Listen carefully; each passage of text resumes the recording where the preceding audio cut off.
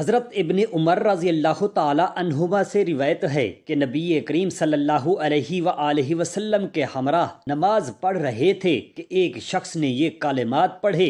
رسول اللہ صلی اللہ علیہ وآلہ وسلم نے پوچھا کہ یہ الفاظ کون کہہ رہا تھا؟ اس شخص نے عرض کیا، یا رسول اللہ صلی اللہ علیہ وآلہ وسلم، میں تھا۔ تو آپ صلی اللہ علیہ وسلم نے ارشاد فرمایا، مجھے اس پر تعجب ہوا کیونکہ ان الفاظ کے لیے آسمانوں کے دروازے کھول دیے گئے، فرشتے صدائیں لگانے لگے، اے بندہ خدا مانگ، اللہ تعالی فرماتا ہے عطا کیا جائے گا۔ جب بندہ یہ کلمات پڑھ کر اللہ تعالیٰ سے کچھ نہیں مانگتا تو اللہ تعالیٰ فرشتوں سے فرماتا ہے ان کے والدین کی بخشش و مغفرت واجب ہو گئی ہے، اے میرے فرشتوں اس بندے کے لیے جنت کے 8 دروازے کھول دو، جب آئے گا جس دروازے سے چاہے گا داخل ہو جائے گا۔ بسم اللہ الرحمن الرحیم۔ السلام علیکم ورحمۃ اللہ۔ محترم ناظرین، فرعون نے ایک مرتبہ خواب دیکھا کہ بیت المقدس کی طرف سے ایک آگ نکل رہی ہے جس نے سارے مصر کو گھیر لیا ہے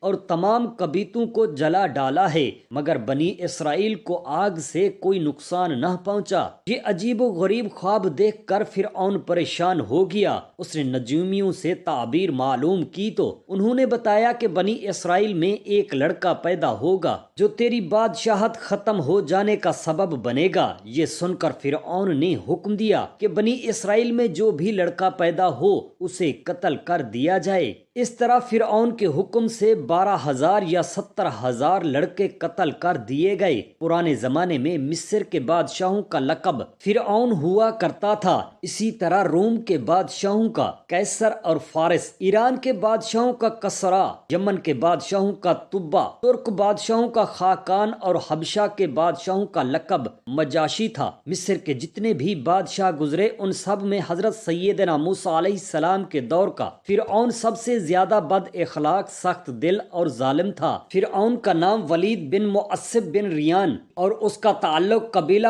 قبطیہ سے تھا۔ حضرت سیدنا یوسف علیہ السلام کے دور کے فرعون کا نام ریان بن ولید تھا جو کہ ایمان لے آئے تھے۔ حضرت سیدنا یوسف علیہ السلام اور سیدنا موسیٰ علیہ السلام کے دور کے فرعونوں کے درمیان 400 سال سے زیادہ کا۔ حضرت سیدنا موسیٰ کلیم اللہ علیہ السلام کی ولادت کا وقت جب قریب آیا تو آپ کی امی جان کے پاس وہ دائی آئی جو فرعون نے بنی اسرائیل کی عورتوں کے لیے مقرر کی ہوئی تھی۔ جب حضرت سیدنا موسیٰ علیہ السلام پیدا ہوئے تو آپ کی دونوں آنکھوں کے درمیان سے نور کی کرنیں نکل رہی تھیں، جن کو دیکھتے ہی دائی کا جوڑ جوڑ کانپنے لگا اور اس کے دل میں حضرت سیدنا موسیٰ علیہ السلام کی محبت پیدا ہو گئی۔ اس نے آپ علیہ السلام کی امی جان سے کہا، میں تو اس لیے آئی تھی کہ اگر لڑکا پیدا ہو تو اسے ذبح کی ترکیب کروں، لیکن اس بچے سے مجھے بہت محبت ہو چکی ہے، اسی لیے آپ اپنے بچے کو چھپا لیجئے تاکہ فرعونیوں کو پتہ نہ لگ سکے۔ یہ کہہ کر وہ دائی چلی گئی۔ فرعون کے جاسوسوں نے دائی کو آپ علیہ السلام کے گھر سے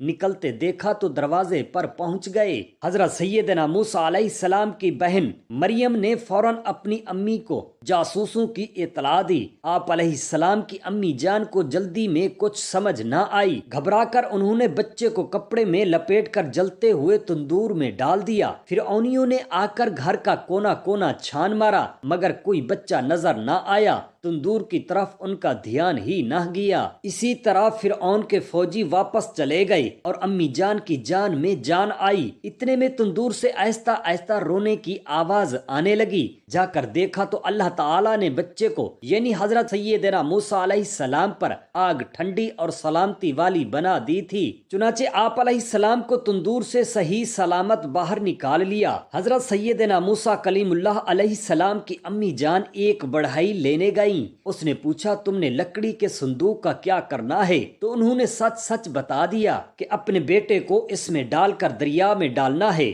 ہو سکتا ہے وہ فرعونیوں سے بچ جائے۔ اس بڑھئی نے ان کو صندوق تو بیچ دیا لیکن اس کی نیت خراب ہو گئی اور وہ فرعون کے ان بے رحم جلادوں کے پاس پہنچ گیا جو بنی اسرائیل کے بچوں کو ذبح کرنے پر مقرر تھے تاکہ انہیں نئے پیدا ہونے والے بچے کے بارے میں بتا سکے۔ جب بڑھئی ان کے پاس پہنچا تو اللہ تعالیٰ نے اس کی زبان بند کر دی۔ اس نے ہاتھ کے اشارے سے سمجھانا چاہا تو فرعونیوں نے اسے پاگل سمجھ کر مارا اور وہاں سے بھگا دیا۔ جب وہ واپس اپنے گھر پہنچا تو اللہ تعالیٰ نے اس کی زبان کھول دی۔ وہ دوبارہ فرعونیوں کی طرف گیا تاکہ انہیں بتا سکے، مگر پھر گنگا ہو گیا۔ ہاتھوں سے اشارے کرنے کی وجہ سے انہوں نے پاگل سمجھتے ہوئے اسے دوبارہ مارا۔ جب وہ گھر لوٹا تو اس کی زبان پھر ٹھیک ہو گئی۔ جب وہ تیسری مرتبہ انہیں بتانے کے لیے پہنچا تو زبان پھر بند ہو گئی اور اندھا ہو گیا۔ پٹائی کر کے پھر اسے بھگا دیا گیا۔ اس پر اس نے سچے دل سے توبہ کی کہ یا اللہ تعالیٰ، اگر تو مجھے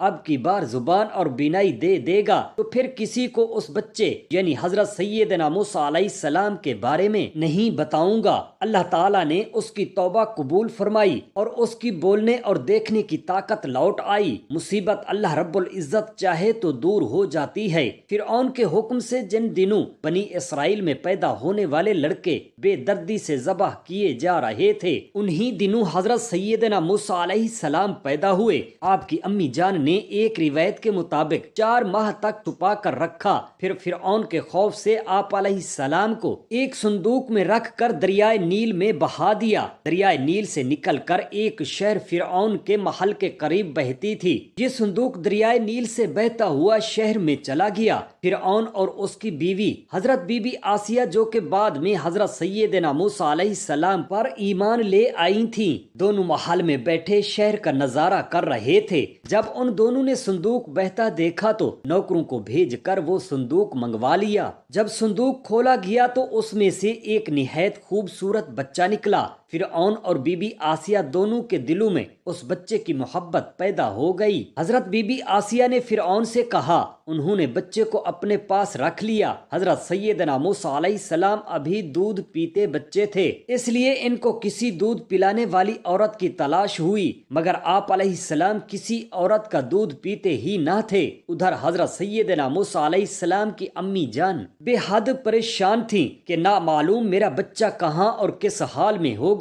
آخر کار انہوں نے حضرت سیدنا موسیٰ علیہ السلام کی بہن مریم کو حالات کی معلومات کے لیے فرعون کے محل میں بھیجا۔ مریم نے جب یہ حال دیکھا کہ بچہ کسی عورت کا دودھ نہیں پیتا تو انہوں نے فرعون سے کہا، میں ایک عورت کو لاتی ہوں، شاید کہ یہ اس کا دودھ پینے لگے۔ چنانچہ مریم حضرت سیدنا موسیٰ علیہ السلام کی امی جان سنیمہ کو فرعون کے محل میں لے گئیں اور انہوں نے جیسے ہی دودھ پلایا تو آپ علیہ السلام دودھ پینے لگے۔ فرعون نے جس بچے کے خوف سے ہزاروں بچے ذبح کروا دیے، اللہ رب العزت نے اسی بچے کی پرورش کی خدمت اسی فرعون کے ذمے لگا دی۔ یہ بھی پتہ چلا کہ اللہ رب العزت جس کی حفاظت فرمانا چاہے تو دریا کی موجوں میں بھی اس کو کوئی آنچ نہیں آتی، جیسا کہ حضرت سیدنا موسیٰ علیہ السلام کو دریائے نیل کی موجوں سے اٹھا کر دوبارہ آپ علیہ السلام کو اپنی امی جان کی گود میں پہنچا دیا۔ ایک روایت میں آتا ہے کہ حضرت سیدنا موسیٰ علیہ السلام کی امی جان نے آپ علیہ السلام کو صندوق میں ڈال کر دریا کے حوالے کر دیا۔ فرعون کی صرف ایک ہی بیٹی تھی جس سے وہ بہت محبت کرتا تھا۔ وہ بیٹی برس کی بیماری میں مبتلا تھی۔ فرعون نے اس کے بارے میں طبیبوں اور جادوگروں سے مشورہ کیا تو انہوں نے کہا، اے بادشاہ، یہ فقط اسی صورت میں ٹھیک ہو سکتی ہے، اس وقت ممکن ہے جب فلاں دن اور فلاں مہینہ ہو اور سورج بھی خوب روشن ہو۔ جب وہ دن آ گیا تو فرعون نے دریا کے کنارے محل سجائی۔ اس کے ساتھ اس کی زوجہ حضرت آسیہ بی بی بھی تھیں، جو کہ بعد میں حضرت سیدنا موسیٰ علیہ السلام پر ایمان لے آئی تھیں۔ دریائے نیل سے ایک شہر نکل کر فرعون کے محل کی طرف آتی تھی۔ یکا یک ایک صندوق دریا کی موجوں میں ہچکولے کھاتا ہوا آیا اور ایک درخت کے پاس آ کر ٹھہر گیا۔ فرعون نے حکم دیا، جلدی سے وہ صندوق میرے پاس لایا جائے۔ اس کے نوکر کشتی میں بیٹھ کر صندوق تک پہنچے اور انہوں نے وہ صندوق لا کر فرعون کے سامنے پیش کر دیا۔ خدام نے صندوق کھولنے کی کوشش کی تو لیکن صندوق نہ کھلا۔ توڑ کر کھولنا چاہا لیکن نہ ٹوٹا۔ فرعون کی زوجہ حضرت آسیہ کو اس صندوق کے اندر ایک نور چمکتا نظر آیا جو دوسروں کو دکھائی نہ دیا۔ دیا۔ جب حضرت آسیہ نے صندوق کھولنا چاہا تو آسانی سے کھل گیا۔ اس صندوق میں ایک چھوٹا سا بچہ تھا جس کی آنکھوں کے درمیان نور جگمگا رہا تھا۔ اللہ تعالیٰ نے ان لوگوں کے دلوں میں اس بچے کی محبت ڈال دی۔ فرعون کی بیٹی نے اس بچے کا لعاب مبارک یعنی تھوک شریف لے کر جب اپنے برس والے مقامات پر لگایا تو وہ اسی وقت ٹھیک ہو گئی۔ اس نے محبت سے بچے کو سینے سے لگا لیا۔ فرعون کو کچھ لوگوں نے کہا کہیں یہ وہی بچہ نہ ہو جس سے ہم بچنا چاہتے ہیں، ممکن ہے قتل کے خوف سے اسے دریا میں ڈال دیا گیا ہو۔ فرعون نے یہ سن کر بچے کو ذبح کرنے کا ارادہ کر لیا، لیکن حضرت آسیہ نے فرعون کو سمجھا بجھا کر بنا لیا اور اس بچے کو اپنا بیٹا بنا لیا۔ حضرت سیدنا موسیٰ علیہ السلام ایک دن فرعون کے پاس ایک چھوٹی سی ڈنڈی سے کھیل رہے تھے۔ اچانک آپ علیہ السلام نے وہ ڈنڈی فرعون کے سر میں دے ماری۔ فرعون اس مار پر سوچ میں پڑ گیا اور آخرکار آپ علیہ السلام کو قتل کرنے کا ارادہ کر لیا۔ تو حضرت بی بی آسیہ بولی، اے بادشاہ غصہ مت کر اور خود کو بدبخت نہ کر، کیونکہ یہ تو چھوٹا بچہ ہے، اگر تو چاہے تو اس کو آزما لے،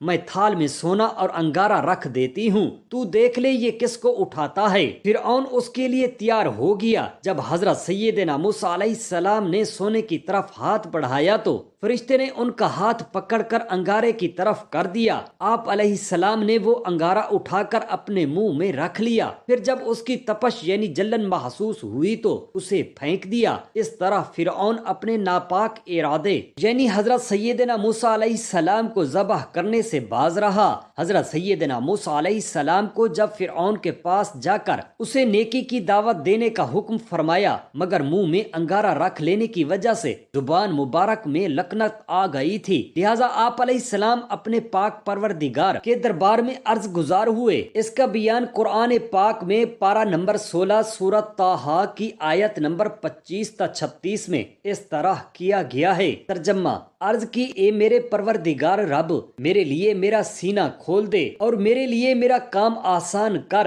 اور میری زبان کی گرہ کھول دے کہ وہ میری بات سمجھیں، اور میرے لیے میرے گھر والوں میں سے ایک وزیر کر دے۔ وہ کون؟ میرا بھائی ہارون۔ اس سے میری کمر مضبوط کر اور اسے میرے کام میں شریک کر کہ ہم باکثرت تیری پاکی بولیں اور باکثرت تیری یاد کریں، بے شک تو ہمیں دیکھ رہا ہے۔ فرمایا، اے موسیٰ، تیری مانگ تجھے عطا ہوئی۔ اللہ تعالیٰ نے دعا قبول فرما لی اور لکنت دوری فرما دی، اور آپ علیہ السلام کے بھائی حضرت ہارون علیہ السلام کو آپ کا وزیر بنا دیا۔ حضرت ابن عمر رضی اللہ تعالی عنہما سے روایت ہے کہ آپ فرماتے ہیں، نبی کریم صلی اللہ علیہ وآلہ وسلم کے ہمراہ نماز پڑھ رہے تھے کہ ایک شخص نے کہا، اللہ اکبر کبیرن والحمد للہ کثیرن وسبحان اللہ بکرۃ واصیلا۔